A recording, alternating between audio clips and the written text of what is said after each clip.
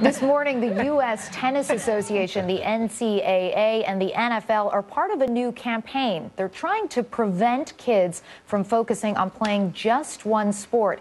In the Huffington Post this morning, Jennifer Wallace writes, quote, "In today's competitive childhood, youth sports have become adult-led, professionalized, and focused on winning, which has led an increasing number of children to specialize early to better compete." Jennifer, good morning. So you're telling us now that kids don't need to specialize early to become great athletes. Right. When we were growing up, the ideal athlete was the one who played 3 varsity sports. I grew up playing multiple sports, but today's children as young as 7, are now specializing in one sport year-round. Parents have convinced themselves, as have the coaches, that the surest path to success is one sport, playing it for multiple months out of the year at the exclusion of other sports. Which makes sense. That? Yeah, I was going to say it makes sense. I'm not an athlete at all. I'm the kid where they said, we had Gail last time, now it's your turn. So I know nothing at all really about athletics. But I'm thinking, if I was good at a certain sport, what's wrong with just focusing on that one sport? Well, there are a few reasons. One is, under age 12, most sports psychologists will say a child really doesn't have the capacity to understand what that commitment is. So it could lead to burnout. It could also lead to serious overuse injuries.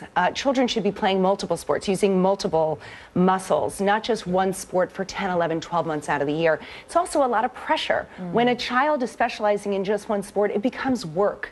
It's not play. And childhood is about play. And a lot of good tennis players will tell you that playing soccer helped them with footwork, which helped them become better tennis players. That's right. Skills are transferable. So what you learn in other sports, you could put towards the sport maybe that you favor. Is there a sense that as a parent, that maybe people are putting too much pressure on their children at these young ages to become star athletes in the future? Absolutely. I think a few things are driving the trend. I think parents want the best for their children. I think this is coming out of love for your child, but it's misguided. The idea that childhood should be spent working and not experimenting in multiple sports is not in the best interest of the child. Parents are looking to get scholarships or a leg up on the competitive admissions process in college.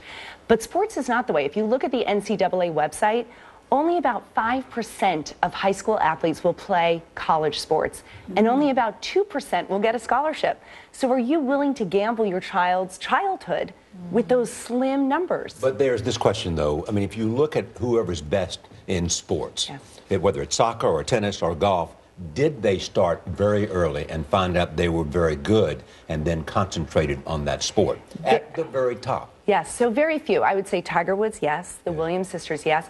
But there have been... Jordan Spieth, I mean, is it true about him or not true? Or...